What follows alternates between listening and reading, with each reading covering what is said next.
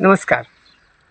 आज मी एका शाळेमध्ये इयत्ता 10वीच्या निरोप समारंभासाठी गेलो होतो. दीपप्रज्वलन झालं. शाळेच्या मुख्याध्यापकांनी प्रास्ताविक देखील मांडलं आणि त्यानंतर विद्यार्थ्यांना उपस्थित मान्यवरांच्या हस्ते बक्षीस देखील देण्यात आलं. खरं तर प्रत्येक मुलाच्या हातामध्ये तो ॲन्व्हलप देताना मनोमन खूप आनंद वाटत होता. त्या मुलांकडे बघून देखील एक विशेष कौतुक वाटत होतं. परंतु त्या मुलांच्या चेहऱ्यावर म्हणावा तितका आनंद वाटत नव्हता, कारण त्यांना त्या पाकिटामध्ये दिलेले पैसे त्याचं यदा कदाचित तेवढं महत्त्व वाटत नसावं. परंतु मी मात्र माझ्या बालपणात गेलो. तो 1993 ते 95चा काळ. याच काळामध्ये मी इयत्ता 8वी 9वी 10वी शिक्षण पूर्ण केलं. त्याच दरम्यान जेव्हा शाळेमध्ये खरं तर घरची नाजूक परिस्थिती असल्यामुळे पुढचं शिक्षण घेणं म्हणजे माझ्यासाठी एक संघर्षगाथाच होती.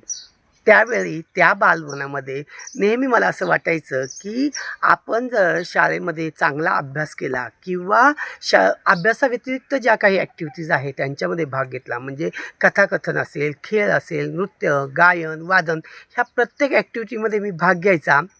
त्याच्या मागचं मुख्य कारण म्हणजे ते मिळणारं बक्षीस.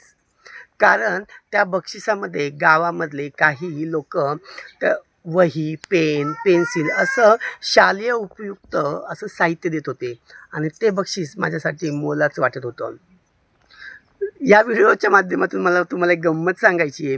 कारण ते बक्षीस घेताना मनामध्ये एक आनंद असायचा की आपल्याला आपल्या शाळेच्या गरजेच्या वस्तू मिळणार आहेत.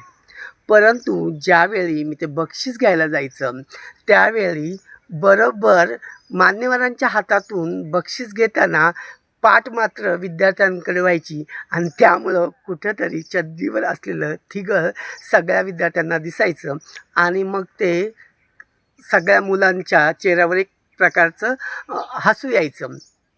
खरं तर त्यांचं हसू कुठेतरी माझ्या मनाला बोचत राहायचं आणि मग नक्की तो बक्षीस घ्यायला जायचं की नाही जायचं असा प्रश्न नेहमी माझ्या मनामध्ये असायचा. तर असो, खरं तर आता काळ बदलला आणि आजकाल सगळी मोबाईलवरची दुनिया झाली आणि त्यामुळं कुठेतरी या मुलांना त्यांना आवश्यक असणाऱ्या गोष्टी अगदी सहजासहजी मिळतात आणि मोबाईलमुळं सगळी माहिती मिळत असल्यामुळे मुलांमध्ये जो भावनिकता आहे ती कुठेतरी कमी होताना दिसते असं मला वाटतं. तर मित्रहो, नक्की विचार करा. जर शक्य झालं तर मी म्हणणार नाही की आपल्या पाल्याला तुम्ही मोबाईल देऊ नका, परंतु होईल तेवढा कमीत कमी वापर त्यांनी करायला हवा असं मला वाटतं. चला तर मित्र, आजचा व्हिडिओ तुम्हाला कसा वाटला हे कमेंट्स बॉक्समध्ये प्रतिक्रिया देऊन नक्की कळवा. व्हिडिओ आवडल्यास व्हिडिओला लाईक करा, सबस्क्राईब करा आणि शेअर करा.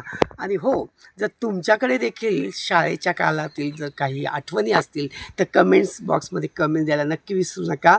धन्यवाद. आपला दिवस शुभ राहो.